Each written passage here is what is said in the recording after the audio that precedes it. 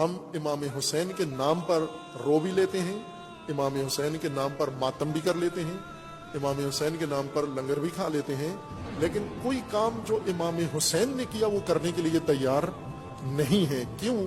اس لیے کہ ہمیں کربلا ذاکر نے سکھائی ہے، امام حسین سے نہیں سیکھی۔ ہمارے معلم ذاکرین ہیں، ہمارے معلم حسین ابن علی نہیں ہیں، اور پھر ہم تعظیم محرم میں وہ کام کرتے ہیں جو امام حسین نے نہیں کیے۔ امام حسین علیہ السلام کے اوپر، امام حسین علیہ السلام کے ساتھ دشمنوں نے جو کام کیے وہ ہم نے سنت حسینی بنا لی۔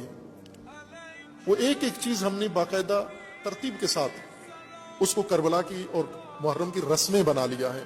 کیوں؟ کہ امام حسین علیہ السلام کے ساتھ یہ کچھ ہوا۔ آگ لگائی گئی خیموں کو، ہم آگ جلا کے اس میں کودتے ہیں۔